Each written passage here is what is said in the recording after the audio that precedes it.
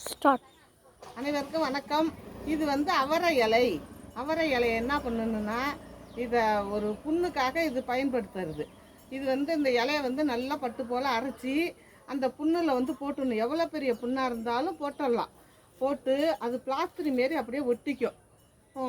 2 நாள் வரைக்கும் அதுலேயே இருக்கும். ஒரு தண்ணி கிண்ணி எல்லாம் படாது, எல்லாம் உட்காராது. பிளாஸ்டரி நம்ம கடையில் வாங்கி ஒட்டுறது மாரி ஒட்டிடும். அதை வந்து தண்ணியெல்லாம் இழுத்துடும். தண்ணியை இழுத்துட்டு 2 நாள் சென்று அதை எடுத்தோம்னா அப்படியே பிளாஸ்டரி மாரி வரும். அதை தூக்கி போட்டுட்டு இன்னும் அது மேலேயே இந்த அவரை இலையை அரைச்சி போடணும்.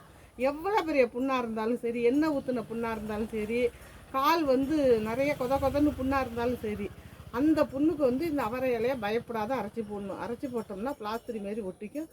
தண்ணியை இழுத்து புண்ணு ஆறி வந்துடும்.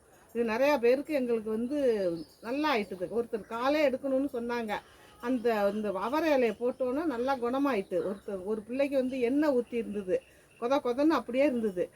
அந்த இதில் வந்து இதை அரைச்சி தைரியமாக போட்டோன்னே உடனே என்ன ஆயிட்டுன்னா, ஒரு 2-3 தடவை போட்டு சுத்தமாக அந்த தண்ணியை இழுக்க உடனே அந்த புண்ணு ஆறி வந்துட்டு. இதை தைரியமாக நீங்கள் வந்து அவரை இலையை பயன்படுத்துங்க.